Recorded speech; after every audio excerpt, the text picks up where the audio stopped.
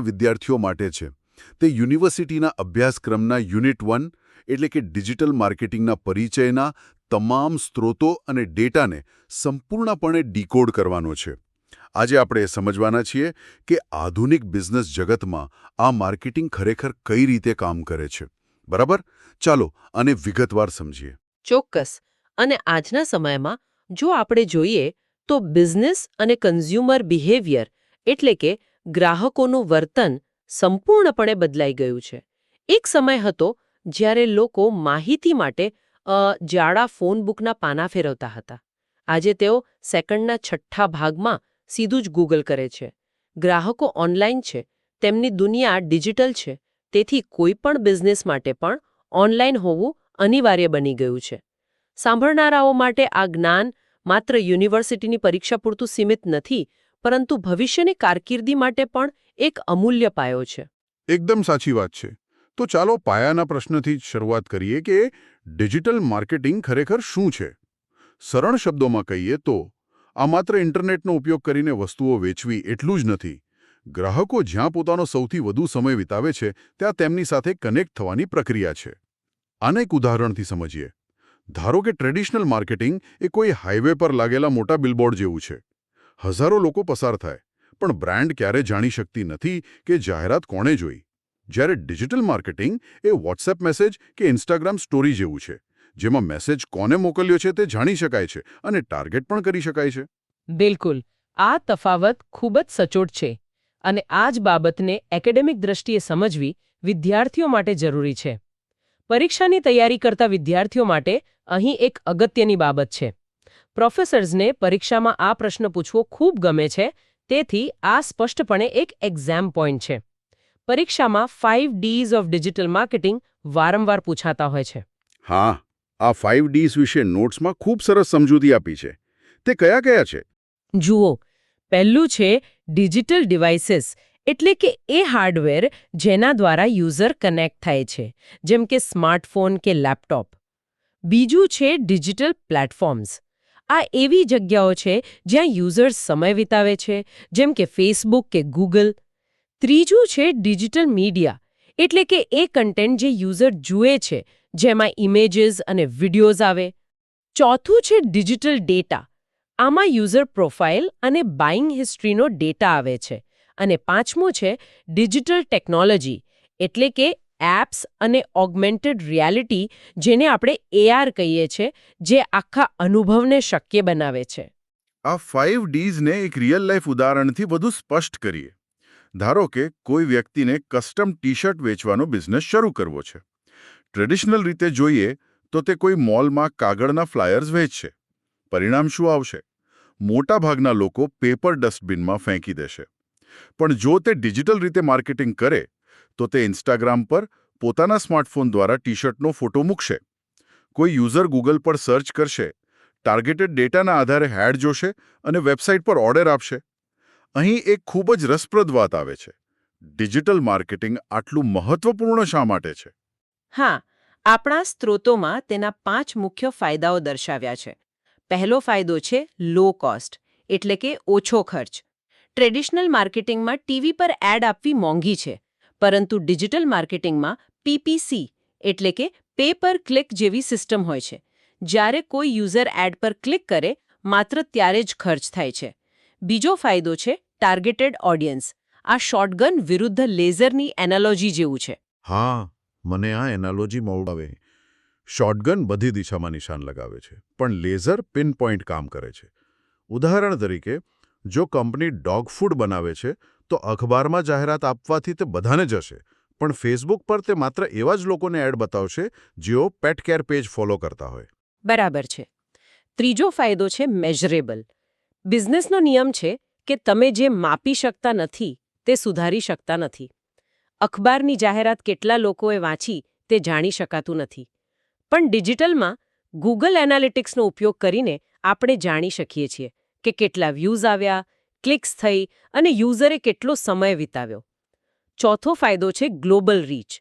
લંડનમાં બેઠેલા ગ્રાહકને ભારતના ગામડાનો વિદ્યાર્થી પોતાનો સામાન ઇન્ટરનેટ દ્વારા આસાનીથી વેચી શકે છે. અને પાંચમો ફાયદો છે two way communication. Traditional media એક મોનોલોગ છે, જ્યાં કંપની બોલે અને ગ્રાહક સાંભળે. જ્યારે ડિજિટલ મીડિયા એક ડાયલોગ છે. ગ્રાહકો રિવ્યૂઝ, કમેન્ટ્સ અને શેર દ્વારા વાતચીત કરી શકે છે.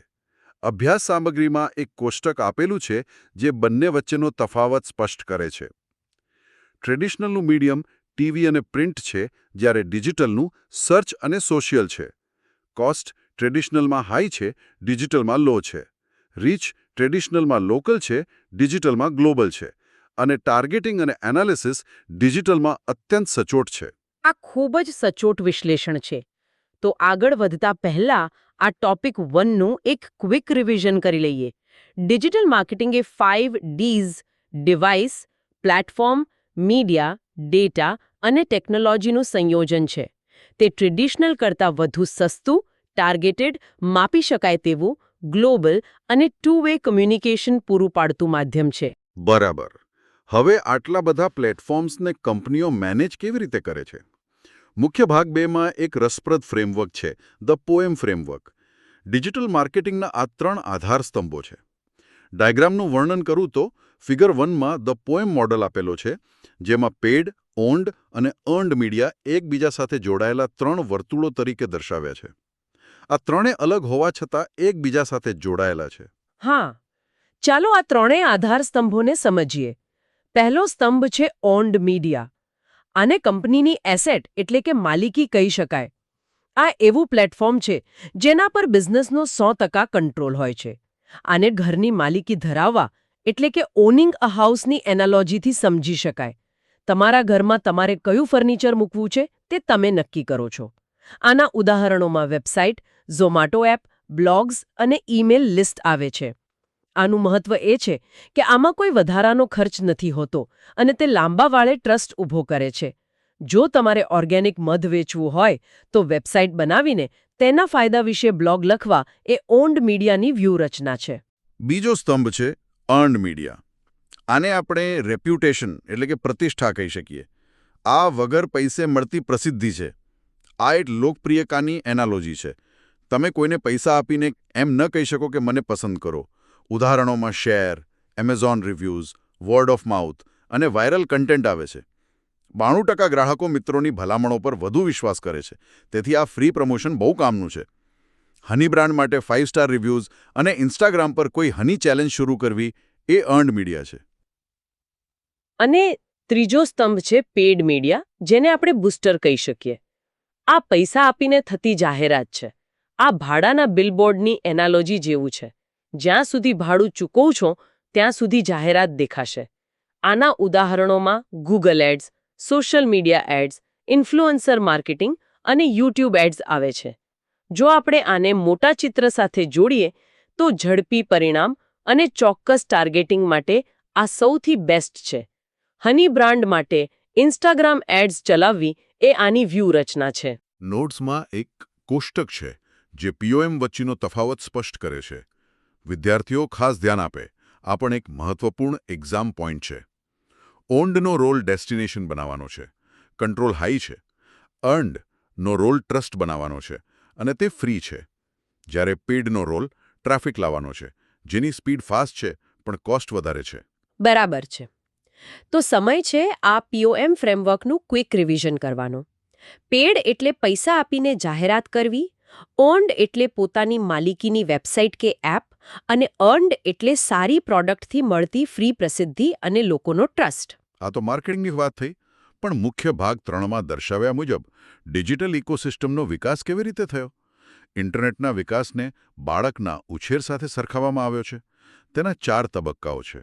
હા, આ ઉત્ક્રાંતિ બહુ રસપ્રદ છે.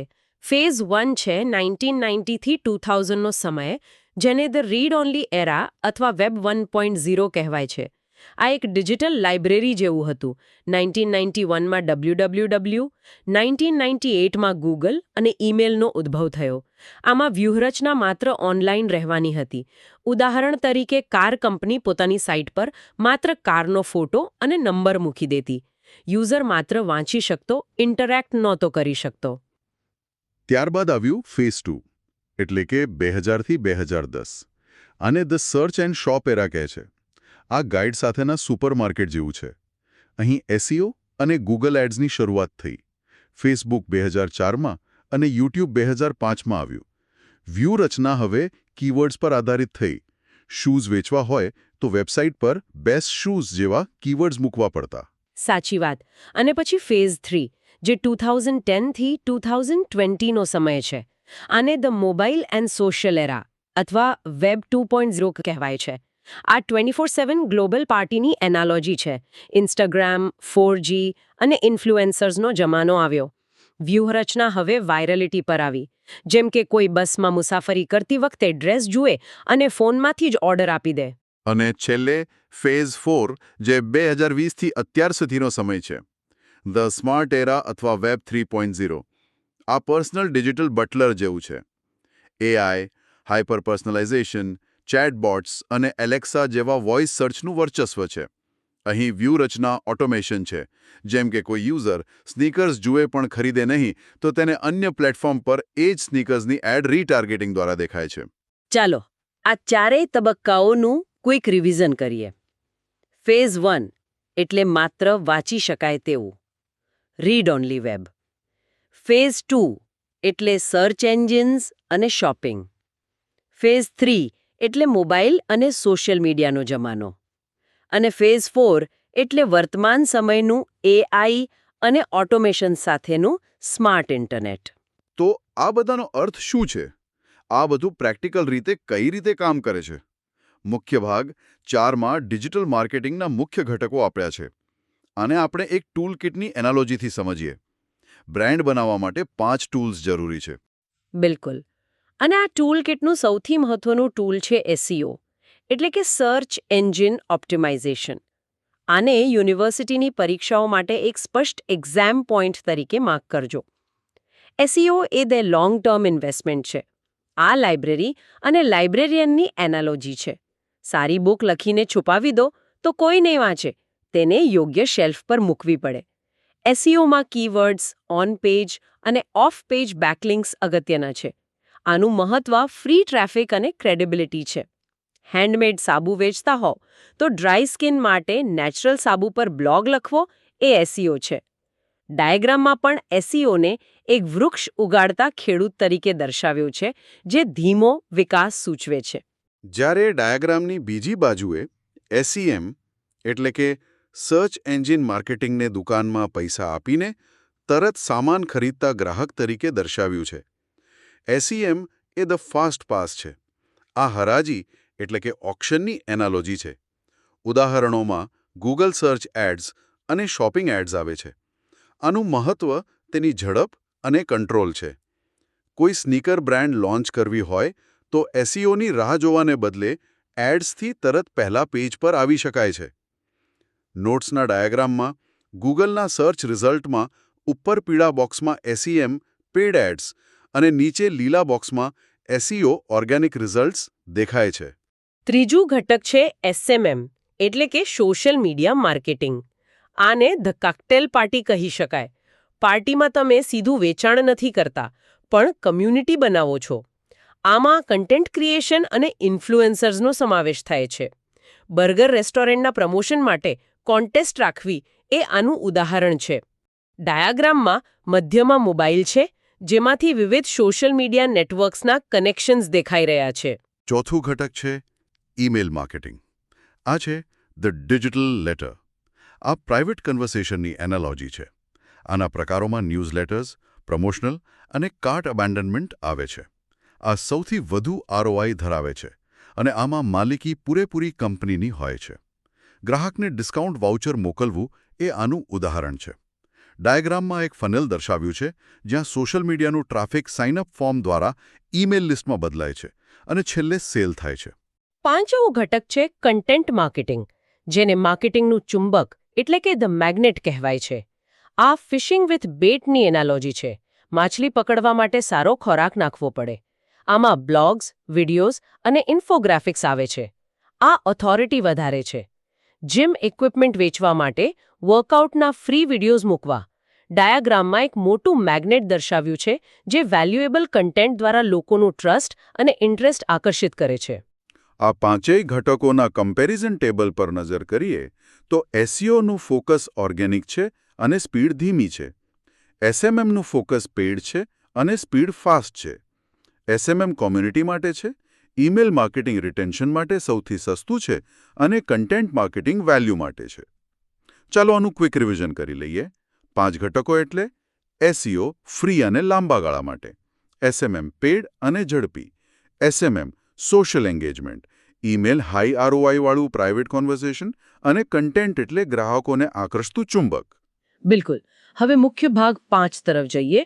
ડિજિટલ એનાલિટિક્સનો પરિચય. આને ધ સ્કોરબોર્ડ ઓફ માર્કેટિંગ કહે છે. આ કારના ડેશબોર્ડની એનાલોજી છે. આના વિના માર્કેટિંગ કરવું આંખે પાટા બાંધીને ડ્રાઇવિંગ કરવા સમાન છે. લોસ અટકાવવા, યુઝર બિહેવિયર સમજવા અને આરઓઆઈ સુધારવા આ જરૂરી છે. ડાયાગ્રામમાં માર્કેટિંગ પરફોર્મન્સનું સ્કોરબોર્ડ અને ડેશબોર્ડ દેખાય છે, જે મુલાકાતીઓ અને કન્વર્ઝન ટ્રેક કરે છે. કયા ટૂલ્સ વપરાય છે? વિદ્યાર્થીઓ નોંધી લે. આ પણ એક મહત્વપૂર્ણ એક્ઝામ પોઈન્ટ છે. કોમન એનાલિટિક્સ ટૂલ્સમાં પહેલું છે ગૂગલ એનાલિટિક્સ. આ વેબસાઇટ માટે વપરાય છે અને તેમાં રિયલ ટાઈમ એક્વિઝિશન અને બિહેવિયર જોઈ શકાય છે. બીજું છે ગૂગલ સર્ચ કન્સોલ, જે ખાસ એસઈઓ અને કીવર્ડ્સ માટે છે. ત્રીજું સોશિયલ મીડિયા એનાલિટિક્સ છે, જેમાં રીચ અને એન્ગેજમેન્ટ માપવામાં આવે છે.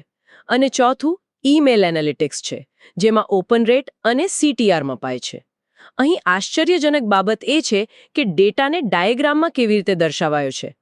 ટ્રાફિક ગ્રોથ માટે લાઇન ગ્રાફ, સોશિયલ મીડિયા માટે બાર ચાર્ટ અને ઈમેલ પરફોર્મન્સ માટે પાઈ ચાર્ટ બતાવેલો છે.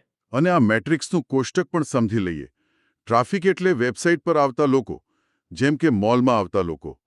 સેશન એટલે સાઇટ પર વિતાવેલો સમય, જેમ કે દુકાનમાં એક મુલાકાત. બાઉન્સ રેટ એટલે યુઝરનું તરત બહાર નીકળી જવું. કન્વર્ઝન રેટ એટલે 100માંથી 5 લોકોએ ખરીદી કરી તો 5% કન્વર્ઝન. ઇમ્પ્રેશન્સ એટલે જાહેરાત કેટલી વાર દેખાઈ. અને સીટીઆર એટલે કે જાહેરાત જોઈને કેટલા લોકોએ ક્લિક કર્યું. ચાલો એનાલિટિક્સનું ક્વિક રિવિઝન કરીએ. એનાલિટિક્સ એ સ્કોરબોર્ડ છે, જેમાં ગૂગલ એનાલિટિક્સ અને સર્ચ કન્સોલ જેવા ટૂલ્સ વપરાય છે અને ટ્રાફિક, બાઉન્સ રેટ તથા કન્વર્ઝન રેટ માપવામાં આવે છે. આ સાથે જ યુનિટ 1નો આપણો આ અભ્યાસ અહીં પૂર્ણ થાય છે. ડિજિટલ માર્કેટિંગના પરિચયથી લઈને POM ફ્રેમવર્ક, ઇન્ટરનેટનો વિકાસ, 5 ટૂલ્સ અને એનાલિટિક્સ સુધીની આ યાત્રા શાનદાર રહી. વિદ્યાર્થીઓને આનાથી મજબૂત પાયો મળશે. ચોક્કસ. પણ આ એક મહત્વપૂર્ણ પ્રશ્ન ઊભો કરે છે. વિદ્યાર્થીઓએ વિચારવું પડશે કે જ્યારે એઆઈ એડવાન્સ થઈને ગ્રાહકોને સર્ચ કરતા પહેલા જ વસ્તુઓ આપી દેશે, જેમ કે ફેઝ 4માં જોયું, તો ભવિષ્યમાં વેબસાઇટ કે એસઈઓનું અસ્તિત્વ કેવું રહેશે? શું બ્રાન્ડ્સ માત્ર એઆઈ મોડલ્સને જ માર્કેટિંગ કરશે? આ ખરેખર વિચારવા જેવો પ્રશ્ન છે. સાંભળનારાઓને વિનંતી છે કે આ પ્રશ્ન પર જાતે વિચાર કરે અને વધુ ઊંડાણપૂર્વક અભ્યાસ કરતા રહે. આજના આ સેશનમાં જોડાવા બદલ આપ સૌનો ખૂબ ખૂબ આભાર. આવનારી પરીક્ષાઓ માટે શુભેચ્છાઓ. નમસ્કાર.